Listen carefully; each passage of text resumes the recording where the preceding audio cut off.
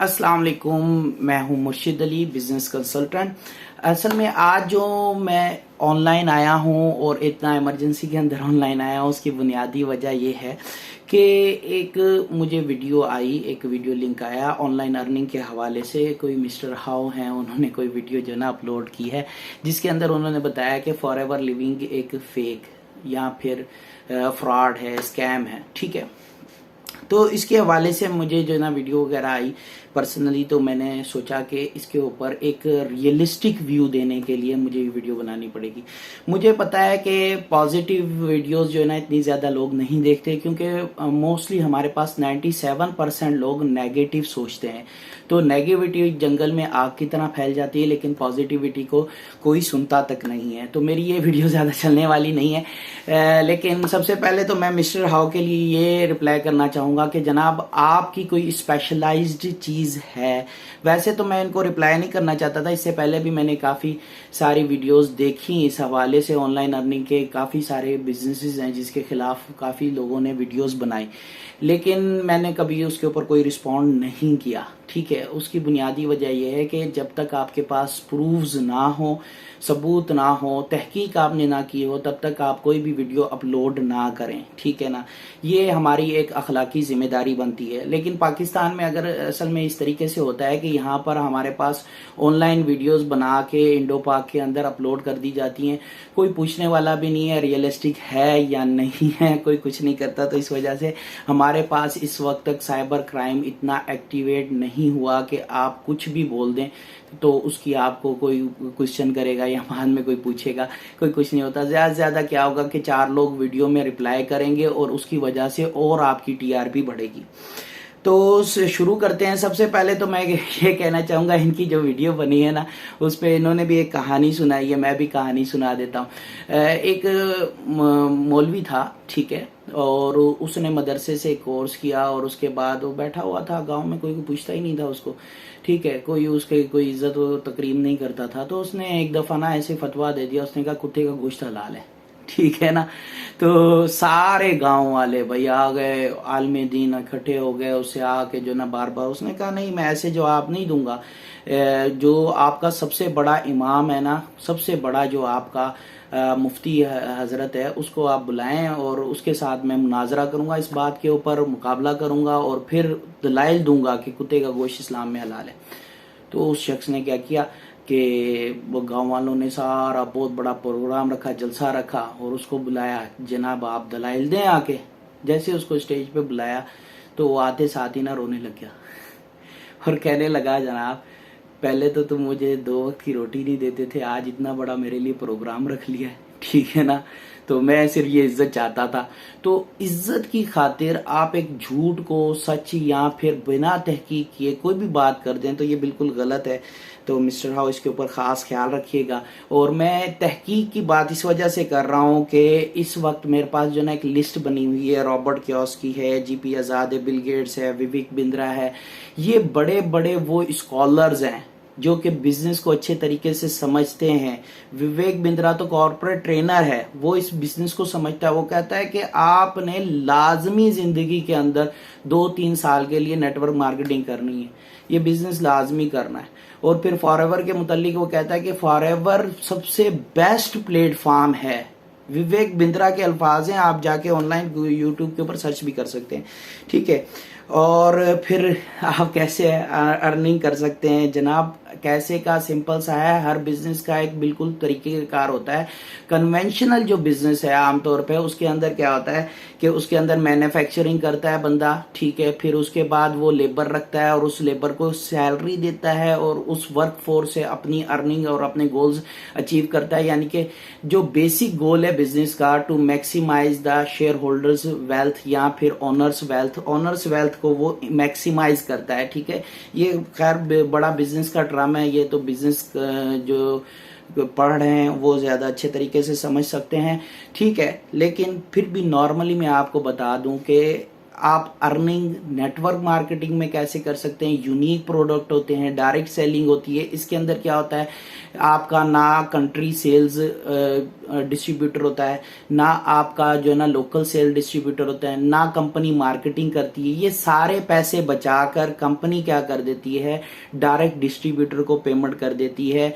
हत्ता कि अब शाहिद अफरीदी को पेप्सी का एक एडवर्टीजमेंट करता है और उस एड के अंदर वो जो है ना करोड़ों रुपए लेता है। उस करोड़ों रुपए के हिसाब से वो जो मार्केटिंग कॉस्ट उसके ऊपर लगी है, आपको ना तो कोई भी नेटवर्क मार्केटिंग कंपनी इस किस्म का कोई ऐड नहीं करती, जनरली आमतौर पे लोग ही करते हैं। ठीक है, उसके बाद आपने बात की बिफोर यू की। बिफोर यू अल्लाह के बंदे, बिफोर यू भागी नहीं है। सैफुर रहमान न्याजी साहब जो ऑनर हैं बिफोर यू के, बहुत ही काबिले एहतराम और काबिले यकीन पर्सन है, ट्रस्टवर्दी इंसान है, वो भागा नहीं है वो शख्स। ठीक है ना, वो इस वक्त तक है मौजूद और बिफोर यू के जितने भी लोग हैं उन सबको इंशाल्लाह ताला उनका पेमेंट मिलेगी। वो कहीं जाने वाला शख्स नहीं है। हाँ, उससे गलती ये हुई कि पाकिस्तान के आइन के मुताबिक डायरेक्ट इन्वेस्टमेंट आप नहीं ले सकते आम आवाम से। उनकी बातचीत चल रही थी, उन्होंने डायरेक्ट इन्वेस्टमेंट लेना शुरू कर दी। और इसके अंदर एक और चीज भी है, साजिश का आंसर भी है।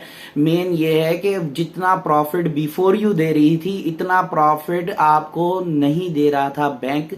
तो बैंकिंग इंडस्ट्री तबाह हाल हो रही थी। उन्होंने कोशिश की कि इसको, जैसा कि अभी सूद के मामले के अंदर, आप तो फिर ये भी कहेंगे कि सूद जायज है। सूद के मामले के अंदर अभी अब एमसीबी बैंक ने लास्ट टाइम भी स्टे ले लिया था, इस टाइम भी जो ना 3-4 बैंक्स हैं वो जाके दोबारा स्टे ले लिया उन्होंने कि नहीं जी, हालांकि पूरे पाकिस्तान में इस्लामिक बैंकारी होने जा रहा था सिस्टम। ठीक है, तो आप तो फिर ये भी कहेंगे कि नहीं जी, ये तो सारे जो सूदी कारोबार है वो बिल्कुल दुरुस्त है। ठीक है, इस तरीके से पाकिस्तान के अंदर सूदी कारोबार नहीं चल सकता। लेकिन उसके बावजूद कुछ बैंक्स के अपने पर्सनल बेनिफिट्स की बिना पर वो सूदी कारोबार करना चाहते हैं, तो उसकी वजह से हम ये इग्नोर नहीं कर सकते कि सूद हराम है। ठीक है ना। फिर उसके बाद आपने टाइम्स की बात की, तो टाइम्स मेरे भाई, टाइम्स के हवाले से आपका एक दफा अगर नकली नोट निकला है तो क्या आप सारी जिंदगी फिर नोट ही इस्तेमाल करना छोड़ देंगे? टाइम्स ने गलत किया, हम उसको मानते हैं, तस्लीम करते हैं, टाइम्स ने गलत किया। लेकिन कंपनी गलत नहीं है। चाइना के अंदर चल रही है, जापान के अंदर चल रही है, इंग्लैंड के अंदर चल रही है, बड़ी कामयाब कंपनी है। लेकिन पाकिस्तान में ऑफिशियली उनका कोई ऑफिस मौजूद है, ये चेक करना किसका काम बनता है? ये आप लोगों का काम करता है। अगर आप किसी कंपनी के साथ अटैच होने जा रहे हैं तो ऑफिशियली चेक करें कि उसकी रिकॉग्निशन है उस कंट्री में या नहीं है।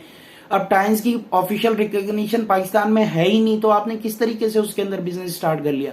तो इसमें गलती टाइम्स कंपनी की नहीं है इसमें गलती आप लोगों की है। ठीक है, फिर उसके बाद ज्यादातर लोगों को ना ज्यादा वक्त के लिए बेवकूफ नहीं बनाया जा सकता। आपने एक पॉइंट दिया है कि भाई यार इतने सारे लोग हैं, इंशाल्लाह ताला आपको डिस्क्रिप्शन के अंदर मिलेंगे, इंस्टाग्राम लिंक्स भी मिलेंगे, जिन लोगों को इस इंडस्ट्री ने मिलीनियर बना दिया है उनके इंशाल्लाह ताला मिलेंगे। अच्छा, मेरा पर्सनल कोई इसके साथ ताल्लुक नहीं है, पर्सनल इसके साथ कोई ताल्लुक नहीं है।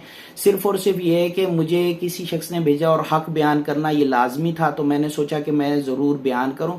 और पर्सनली मैंने एक्सपीरियंस किया है और उसका प्रूफ मैं आपको ये दे सकता हूँ। ये देखें, ये शहद की बोतल है, ये हाफ हुई हुई है फॉरएवर की। ठीक है, उसके अलावा ये देखें, ये बैरी नेक्टर है, पर्सनली मैंने यूज़ किया हुआ है और ये बिल्कुल खाली है इस वक्त, मैंने मुकम्मल इसको इस्तेमाल कर लिया है। ठीक है, असल चीज़ ये है कि प्रोडक्ट्स का बेनिफिट, जैसा कि एक और भी स्पीकर हैं आज़ाद चाय वाला, वो भी हमारे पास यूट्यूबर हैं, उन्होंने भी ये वीडियो बनाकर शेयर की थी कि वैसे तो स्कैम नहीं है, सब कुछ रियल है, लेकिन सिर्फ और सिर्फ इसके प्रोडक्ट्स में दम नहीं है। तो प्रोडक्ट मैंने पर्सनली इस्तेमाल किए उनकी वीडियो को सुनने के बाद, और उसके बाद मैंने ये डिसाइड किया कि नो डाउट प्रोडक्ट्स बहुत बेहतरीन है, यूनिक टेस्ट है, सारी चीज़ें यूनिक हैं इसके अंदर। ठीक है, उसके बाद इन्होंने तो, मिस्टर हाओ ने तो हलाल और हराम का फतवा लगा दिया। हालांकि हलाल और हराम का फतवा लगाना ये अंबिया के ऊपर भी जायज़ नहीं है। सूरह तहरीम कुरान के अंदर अल्लाह पाक रसूल अकरम सल्लल्लाहु अलैहि वसल्लम को फरमाते हैं,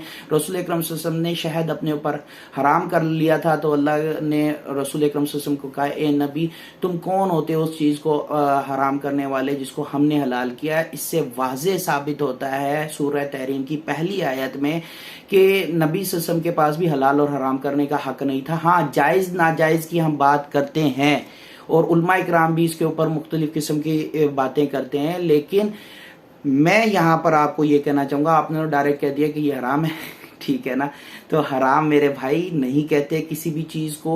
बिल्कुल हाथ जोड़ के मैं आपसे कह रहा हूँ कि हलाल और हराम का हक किसी को नहीं है। हाँ, जायज़ नाजायज़ का फतवा आता है और ये जो फतवा है, फतवा ज़ाती राय का नाम है। आपकी ज़ाती राय अलग हो सकती है, मेरी ज़ाती राय अलग हो सकती है, मैं आपकी ज़ाती राय का एहतराम करता हूँ, तो आपको भी चाहिए किसी कंपनी का नाम लिए बगैर अपनी ज़ाती राय का इजहार करें कि अगर ये पॉइंट्स उसके अंदर मौजूद हैं तो उसको वो कारोबार दुरुस्त नहीं है या उस कारोबार के अंदर खामियां हैं, पेचीदगियां हैं।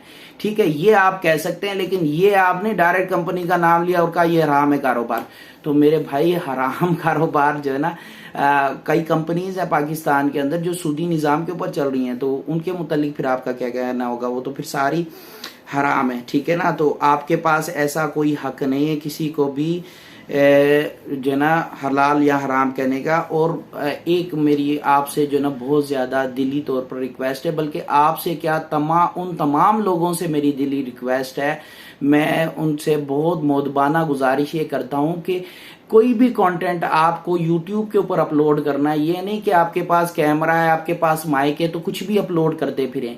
कुछ भी आपको अपलोड करना है तो बराए मेहरबानी बिला तहकीक ना किया करें, क्योंकि इससे लोगों को फायदा होता है। मैं डिस्क्रिप्शन के अंदर जब आपको बताऊंगा ना, ये लिंक वगैरह शेयर करूंगा कि कितने लोगों ने अर्निंग की है यहाँ से, और पर्सनली अगर आप मुझसे कांटेक्ट करेंगे मैं आपको बताऊंगा कि सिर्फ इस इंडस्ट्री से कितने लोग मिलेनियर बने सिर्फ पाकिस्तान के अंदर, और वर्ल्ड वाइड तो पता नहीं कितने बने।